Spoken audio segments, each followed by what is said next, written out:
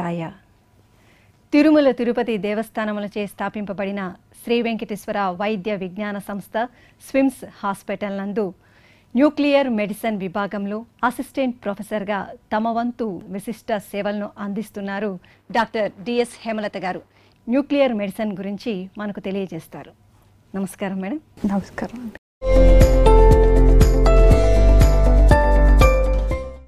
Doctor గారు, nuclear medicine అంటే ఏమిటో తెలియజేస్తారా? న్యూక్లియర్ మెడిసిన్ అనేది ఒక అధునాతన విభాగం, అంటే ఒక అడ్వాన్స్డ్ డిపార్ట్మెంట్ అనమాట. ఇందులో స్కాన్లు చేయబడతాయి మరియు క్యాన్సర్కి చికిత్స కూడా అందించడం జరుగుతుంది అనమాట. స్కాన్లు అనగానే మనకు బాగా గుర్తొచ్చేది ఏంటంటే రేడియాలజీకి సంబంధించినవి, సిటీ, అల్ట్రాసౌండ్, ఎంఆర్ఐ ఇలాంటివి ఎప్పుడు వింటూనే ఉంటాం. మరి అయితే న్యూక్లియర్ మెడిసిన్లో ఏం చేస్తామంటే పెట్ సిటీ అని, గామా కెమెరా అని రెండు ముఖ్యమైన పరికరాలతో స్కాన్లు చేయడం జరుగుతుంది అనమాట. ఇందులో ఏంటంటే న్యూక్లియర్ మెడిసిన్ మొత్తంలో రేడియో ధార్మికత, రేడియో యాక్టివిటీ అనే పదార్థాన్ని వాడి మానవ శరీరంలోకి ఎక్కించి దాని నుంచి వచ్చే వెలువడే కిరణాల నుండి స్కాన్ చేయడం జరుగుతుంది అనమాట. ఒక్కొక్క స్కాన్ మిషన్కి ఒక్కొక్క రకమైన కిరణాలు డిటెక్ట్ చేసే కెపాసిటీ ఉంటుంది. దాన్ని బట్టి స్కాన్ చేసుకుంటాం. ఇప్పుడు గామా కెమెరా తీసుకున్నామంటే దాంట్లో మానవ శరీరంలో ఒక్కొక్క భాగం ఎలా పనిచేస్తుంది, దాని పని తీరును తెలుసుకునే అవకాశం మనకు కుదురుతుంది అనమాట. ఉదాహరణకి కిడ్నీలు, మూత్రపిండాలు ఉంటాయి. వాటిలో కొన్నిసార్లు వాపు వస్తుంది కొంతమందికి. ఏ కారణం చేతైనా ఉండొచ్చు. అది కిడ్నీలో రాళ్ళు ఉండడం వల్ల కానీ, లేకపోతే ఇన్ఫెక్షన్ రావడం వల్ల కానీ వాపు వచ్చి వాళ్ళకి కొన్ని వ్యాధి లక్షణాలు బయటపడతాయి. అప్పుడు అలాంటి సమయాల్లో న్యూక్లియర్ మెడిసిన్లో ఏ కిడ్నీ పనితీరు ఎలా ఉంది అని విడివిడిగా తెలుసుకునే అవకాశం ఉంటుంది అనమాట ఈ రేడియో ధార్మిక పదార్థం ద్వారా. అలా ప్రతి ఆర్గన్కి సంబంధించి పనితీరుని గామా కెమెరా ద్వారా మనం చెప్పుకోగలుగుతాం. తర్వాత పెట్ సిటీ అని ఉంటుంది. అది చాలా వరకు క్యాన్సర్ వ్యాధి నిర్ధారణ కోసం వాడుతాం. ఇట్లా స్కాన్లే కాకుండా 70%లో మిగిలిన 30%లో క్యాన్సర్ చికిత్స కూడా చేస్తాం అన్నమాట న్యూక్లియర్ మెడిసిన్లో. అదేంటంటే థైరాయిడ్ క్యాన్సర్ మెయిన్గా. అందులో మనం వింటూ ఉంటాం, సర్జరీ చేసేస్తారు ఫస్ట్ థైరాయిడ్ క్యాన్సర్ రాగానే. ఆపరేషన్ చేసి తీసేసిన తర్వాత రేడియో యాక్టివ్ ఐడిన్ అనే ఒక మందు ఇచ్చి క్యాన్సర్ ఎంత ఉంది అనే దాన్ని బట్టి ట్రీట్మెంట్ చేస్తారు. థైరాయిడ్ ఉన్న చోట మాత్రమే క్యాన్సర్ ఉంటే ఒక రకమైన మందు, ఊపిరితిత్తులకు కానీ లేకపోతే ఎముకలకు కానీ పాకిందంటే కొంచెం ఎక్కువ మోతాదులో మందు ఇచ్చి స్కాన్ చేయడం జరుగుతుంది అనమాట. ఇలా చికిత్సలు చేస్తారు. అలా కాకుండా కొన్ని న్యూరో ఎండోక్రైన్ ట్యూమర్స్ అని, ప్రోస్టేట్ క్యాన్సర్స్ అని ఉంటాయి. అవేంటంటే వ్యాధి లక్షణాలు అంత తొందరగా బయటపడవు, కాబట్టి వీళ్ళు రావడమే అడ్వాన్స్ స్టేజ్లో వస్తారు. అలాంటప్పుడు వీళ్ళకి మనము కీమో కానీ, సర్జరీకి కానీ, రేడియోథెరపీ కానీ రెస్పాండ్ అయ్యే స్టేజ్ దాటిపోయి ఉంటారు అనమాట. అలాంటి సందర్భాల్లో కూడా న్యూక్లియర్ మెడిసిన్ ద్వారా లుటీషియం డోటాటేట్ అని, లుటీషియం పిఎస్ఎంఏ అని రేడియో ధార్మిక పదార్థాలను వాడి మనము క్యాన్సర్ చికిత్సని అందించవచ్చు. ఇదేమీ కొత్త డిపార్ట్మెంట్ ఏమీ కాదు. దీని చరిత్ర ఆల్మోస్ట్ 100 సంవత్సరాల పూర్వం నాటిది. 1897లోనే మేడం క్యూరీ అనే మహిళ ఈ రేడియో ధార్మికతను ఆవిష్కరించారు. అప్పటి నుంచి 1946 ఆ సమయానికి దీనిని క్యాన్సర్ చికిత్సలో కూడా వాడుకోవచ్చు అనేది కనుక్కున్నారు. తర్వాత 1990లో పెట్ సిటీని కనుక్కున్నారు. మన స్విమ్స్లో తీసుకుంటే 1993 నుంచి ఈ డిపార్ట్మెంట్ ఉంది. అప్పటి నుంచి దాదాపుగా 30 సంవత్సరాలుగా సేవలు అందిస్తూనే ఉన్నాం. ఈ పెట్ సిటీ అయితే మనకి 2010లో స్థాపించడం జరిగింది ఇక్కడ. 2018 నుంచి క్యాన్సర్కి సంబంధించిన చికిత్సలన్నీ కూడా కొన్ని థైరాయిడ్ సంబంధించినవి అయితే ఏకంగా ఆరోగ్యశ్రీలో అందుబాటులోకి రావడం వల్ల చాలా మందికి ఉపయోగపడుతుంది. ఇలా ప్రభుత్వ సంస్థలకు సంబంధించి ఈ న్యూక్లియర్ మెడిసిన్ ఇంత విస్తీర్ణతతో ఇన్ని వివిధ రకాల స్కాన్లు కానీ, క్యాన్సర్ చికిత్సలు కానీ చేసే డిపార్ట్మెంట్ మన స్విమ్స్లో మాత్రమే ఉంది. ఎక్కడ ప్రైవేట్లో పెట్ సిటీ కానీ లేకపోతే వేరే ఉన్నా కూడా, ఇప్పుడిప్పుడు వచ్చినా కూడా వాటి ధరలతో పోలిస్తే మన స్విమ్స్లో సామాన్య ప్రజలందరికీ కూడా అందుబాటులో ఉండాలి అనే విధంగా చాలా తక్కువ ధరలకి నాణ్యమైన సేవల్ని 30 సంవత్సరాలుగా అందిస్తూ క్యాన్సర్ మేనేజ్మెంట్లో అగ్రస్థానంలో నిలిచింది SVIMS. Madam, PET CT scan అంటే ఏంటో చెప్తారా?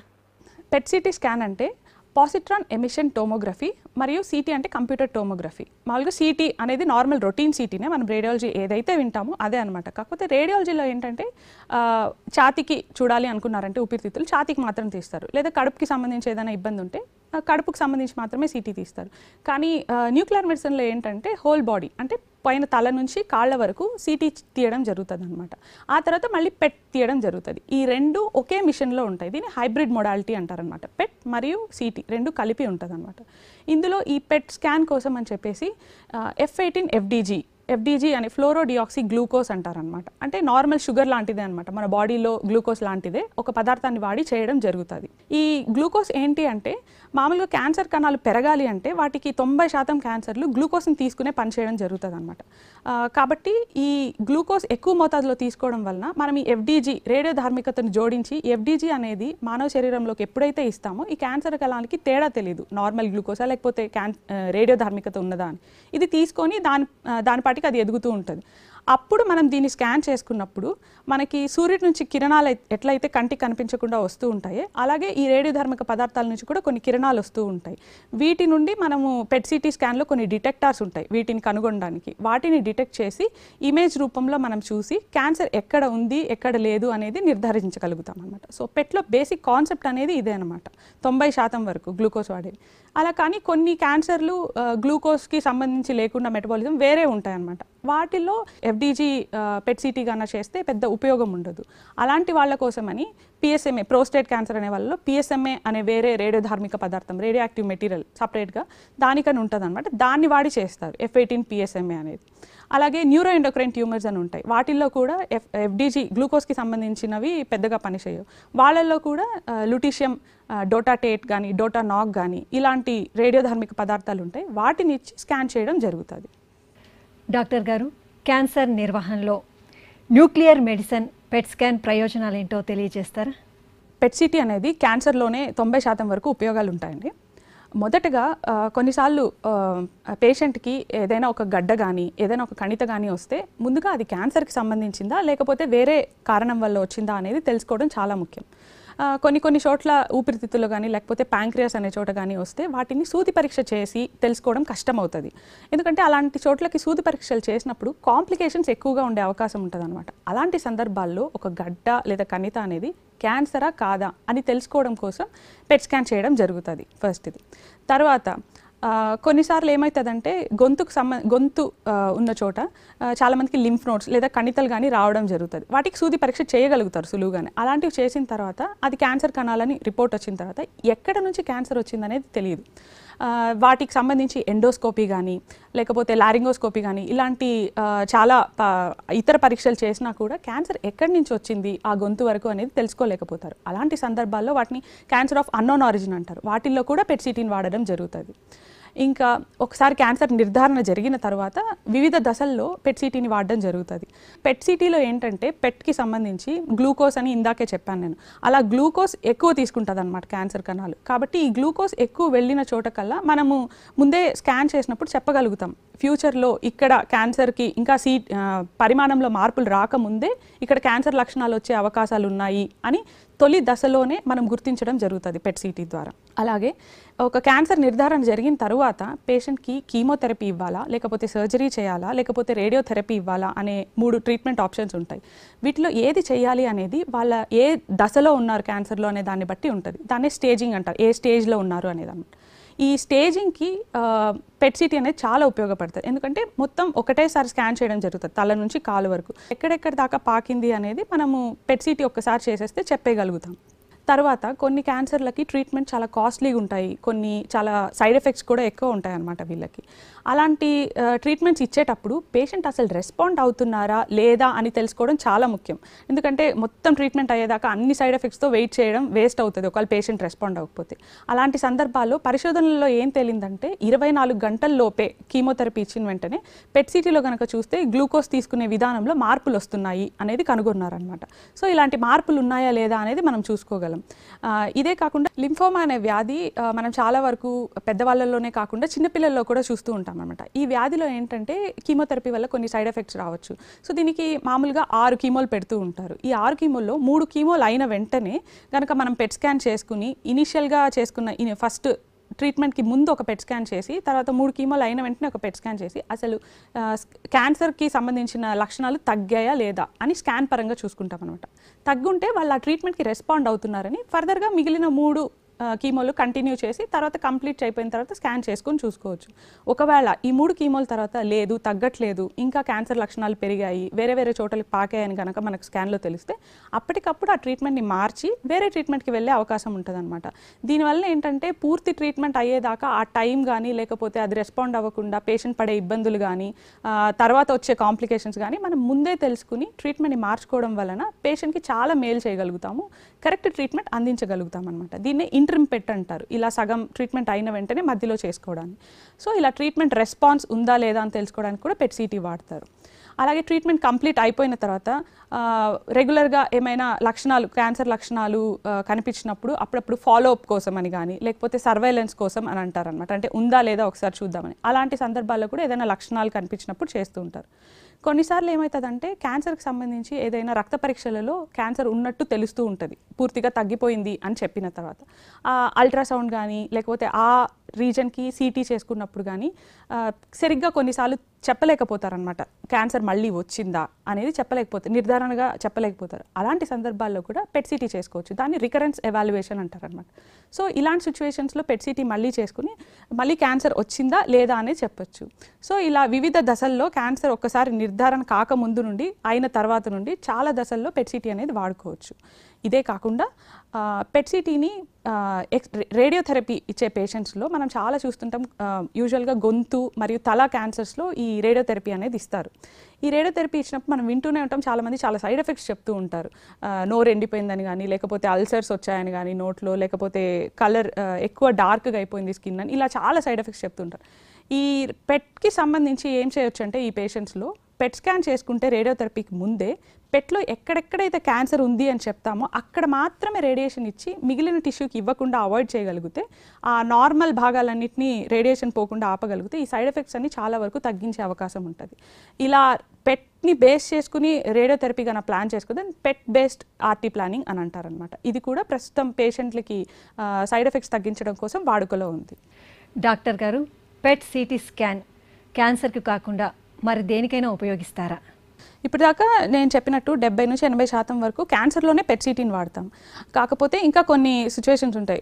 కొన్నిసార్లు ఏమవుతుందంటే 2-3 వారాల పాటు పేషెంట్కి జ్వరం వస్తూ ఉంటుంది. ఎన్ని రక్త పరీక్షలు చేసినా లేకపోతే ఎటువంటి స్కాన్లు చేసినా, వివిధ రకాల స్కాన్లు, ఎందుకు ఆ జ్వరం వస్తుంది, ఇన్ఫెక్షన్ ఎక్కడుంది అనేది తెలుసుకోలేకపోతాం. అలాంటి సందర్భాల్లో వాటిని ఫీవర్ ఆఫ్ అన్నోన్ ఆరిజిన్ అని అంటారనమాట. అలాంటి సందర్భాల్లో కూడా మనం పెట్ సిటీని చేసుకోవచ్చు. ఎక్కడ ఇన్ఫెక్షన్ ఉంది అనేది కూడా మనం తెలుసుకోవచ్చు అనమాట. అప్పుడు దాన్ని బట్టి మనం ఇచ్చే ఇన్ఫర్మేషన్ బట్టి ట్రీట్ చేసే డాక్టర్ అక్కడ నుంచి సూది పరీక్ష చేసుకుని ఏ రకమైన ఇన్ఫెక్షన్ అని తెలుసుకుని దానికి సంబంధించిన ట్రీట్మెంట్ ఇవ్వడానికి సులువుగా ఉంటుంది. ఇంకా మన దేశంలో ట్యూబర్కులోసిస్ అంటే క్షయవ్యాధి అనమాట, ఇది చాలా ఎక్కువగా ఉంటుంది. వీళ్ళల్లో ఏంటంటే ఊపిరితిత్తుల్లోనే ఉందా ఆ క్షయవ్యాధి అనేది, లేకపోతే ఎముకలకి పాకిందా అని తెలుసుకోవడానికి కూడా పెట్ స్కాన్ చేసుకోవచ్చు. చేసి ఇంకా ఇతర కండరాలకు ఏమైనా పాకిందా అని తెలుసుకుని తర్వాత వీళ్ళలో ఏటీటీ అనే ట్రీట్మెంట్ ఇస్తారు. అది ఒక 6 నెలలు, 18 నెలలు లేదా 12 నెలలు ఇస్తారు. ఇలా ఇచ్చిన తర్వాత కూడా రెస్పాన్స్ ఉందా లేదా అని, ఇన్ఫెక్షన్కి ట్రీట్మెంట్ రెస్పాన్స్ ఉందా లేదా అనే దానికి కూడా పెట్ సిటీ చేసుకోవచ్చు. అలా కాకుండా న్యూరోపెట్ అని ఉంటుంది, అంటే మెదడుకు సంబంధించిన కొన్ని వ్యాధుల్లో న్యూరో డీజెనరేటివ్ డిజార్డర్స్ అంటారు. మెదడుకు సంబంధించి కొన్ని మతిమరుపు వ్యాధులు ఉంటాయి, వీళ్ళకి సంబంధించిన స్కాన్లు కూడా పెట్ సిటీలో చేయగలుగుతాం. ఏంటంటే మెదడులో ఏ భాగంలో తక్కువ పనిచేయడం వల్ల ఈ వ్యాధులు ఉన్నాయనేది మనం తెలుసుకోగలుగుతాం. ఈ డిమెన్షియాస్లోనే వాస్కులర్ డిమెన్షియా అని ఇంకొకటి ఉంటుందండి. ఇదేంటంటే క్లినికల్గా అంటే డాక్టర్ చూసి వాళ్ళకి వచ్చిన లక్షణాలను బట్టి చెప్పగలిగితే సరే, కొన్నిసార్లు చెప్పలేకపోతారు. అలాంటి సందర్భాల్లో కూడా పెట్ సిటీ చేసి వాస్కులర్ డిమెన్షియానా కాదా అని మనం చెప్పగలిగితే దానికి ట్రీట్మెంట్ చేస్తే చాలా బాగా రెస్పాన్స్ ఉంటుంది అనమాట. కానీ అది ఏ రకం అని తెలుసుకోవడానికి పెట్ సిటీ అనేది ఉపయోగపడుతుంది.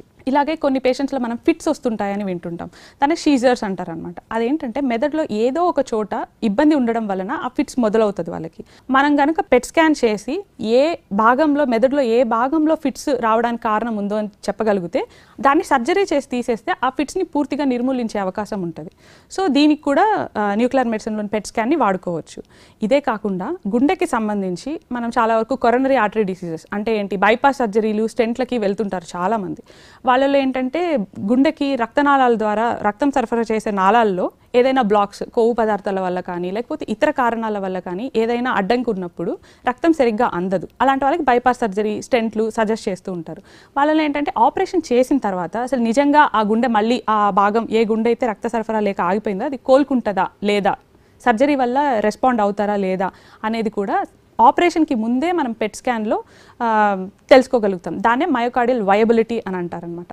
సో ఇలా ఇతర ఉపయోగాలన్నీ కూడా క్యాన్సర్కి మినహా చాలా పెట్ స్కాన్కి ఉంటాయి. డాక్టర్ గారు, న్యూక్లియర్ మెడిసిన్ స్కాన్కు ముందు తర్వాత తీసుకోవాల్సినటువంటి జాగ్రత్తలు ఏమైనా ఉంటే వివరిస్తారా?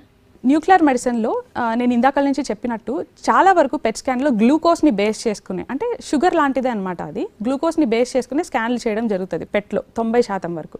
కాబట్టి పేషెంట్ స్కాన్కి వచ్చేటప్పుడు ఏమి తినకుండా రావడం, ఉపవాసంలో ఉండి రావడం, మినిమం ఒక 6 గంటలు అనేది చాలా చాలా ముఖ్యమైన జాగ్రత్త అనమాట. ఆ ముందు రోజు రాత్రి నుంచి కానీ లేదా వాళ్ళ కుదరలేదంటే 4 నుంచి 6 గంటల పాటు ఏమి తినకూడదు. ఏదైనా ఫుడ్ తీసుకుంటే ఏమవుతుందంటే దాని నుంచి వచ్చే గ్లూకోజ్ని క్యాన్సర్ కణాలు తీసేసుకుని మనం బయట నుంచి రేడియో ధార్మికత కలిగిన గ్లూకోజ్ని ఇచ్చినప్పుడు తీసుకోవు సరిగ్గా. ఇతర కండరాలన్నీ గ్లూకోజ్ని తీసేసుకుని స్కాన్ క్వాలిటీ అంత బాగా రాదు. ప్లస్ క్యాన్సర్ కణాలు తీసుకోలేదు కాబట్టి మనకు క్యాన్సర్ ఉందా లేదా అనేది కరెక్ట్గా చెప్పలేకపోతాం. సో అన్నిటికన్నా ముఖ్యమైన జాగ్రత్త ఏంటి అంటే పేషెంట్ ఉపవాసంలో రావడం అనేది చాలా ఇంపార్టెంట్. ఇదే కాకుండా ఇవన్నీ రేడియో ధార్మిక పదార్థాలని చెప్తూ ఉన్నాను కాబట్టి ప్రెగ్నెన్సీ ప్లాన్ చేసుకునే వాళ్ళు కానీ లేకపోతే ఆల్రెడీ ప్రెగ్నెంట్గా ఉండేవాళ్ళు కానీ ఎవరు ఈ స్కాన్ చేసుకోకూడదు. అండ్ డిపార్ట్మెంట్లో కూడా ఎలా పడితే అలా తిరగకూడదు. ఎందుకంటే రేడియేషన్ ఉన్న మెటీరియల్ని పేషెంట్ బాడీలోకి ఇంజెక్ట్ చేసి ఉంచుతాం కాబట్టి వాళ్ళు రాకూడదు. కొంతమంది పేషెంట్స్కి డయాబెటీస్ అంటే షుగర్ వ్యాధి ఉంటుంది అనమాట. వీళ్ళల్లో ఏంటంటే కొన్ని మాత్రలు మెట్ఫార్మిన్ అలా కొన్ని మాత్రలు ఉంటాయి, అవి ఆపాల్సి ఉంటుంది. మినిమం ఒక 48 గంటలు పెట్ స్కాన్కి ముందు ఆపాల్సి ఉంటుంది. లేకపోతే స్కాన్ యొక్క క్వాలిటీ సరిగ్గా రాదనమాట. కాబట్టి అందుకే మేము ముందుగా అపాయింట్మెంట్కి రావాలి అంటాం. యూజువల్గా పెట్ స్కాన్కి వస్తే ఆ మాత్రల్ని ఏవి ఎలా ఆపాలి అనేది చెప్తామన్నమాట. కొంతమంది రేడియేషన్ తీసుకుని ఉంటారు క్యాన్సర్కి, తర్వాత ఆ రేడియేషన్ తీసుకున్న తర్వాత తగ్గిందా లేదా అని తెలుసుకోవడానికి మన దగ్గర స్కాన్ కోసం వస్తారు. అలాంటి వాళ్ళలో రేడియేషన్ వల్ల ఇన్ఫ్లమేషన్ అనేది ఆ రేడియేషన్ తీసుకున్న చోట ఉంటుంది అనమాట. దానివల్ల స్కాన్లో మనకి క్యాన్సర్ తగ్గిందా లేదా అనేది కరెక్ట్గా తెలియదు. కాబట్టి మినిమం 3 నెలలు రేడియేషన్ తీసుకున్న తర్వాత ఆగాక కానీ పెట్ స్కాన్ చేయకూడదు. ఇవన్నీ స్కాన్కి ముందు తీసుకోవాల్సిన జాగ్రత్తలు. స్కాన్ తర్వాత రేడియేషన్కి సంబంధించి మనం ఏం పెద్ద ఎక్కువ జాగ్రత్త తీసుకోవాల్సిన అవసరం లేదు. ఎక్కువ మోతాదులో నీళ్ళు తీసుకుంటూ ఉంటే సరిపోతుంది. మేడం, ప్రభుత్వ వ్యక్తిగత పథకాలు స్కాన్కు వర్తిస్తాయా? ఇది స్కాన్స్ మనం వింటున్నాం కదండి, వేరే రాష్ట్రం నుంచి కానీ లేకపోతే కొన్ని క్యాన్సర్ చికిత్సలకు వాడే పదార్థాలు అయితే ఏకంగా మనం వేరే దేశాల నుంచి తెప్పిస్తున్నాం అనమాట. కాబట్టి ఆటోమేటిక్గా దీని కాస్ట్ అనేది కొంచెం ఎక్కువగానే ఉంటుంది.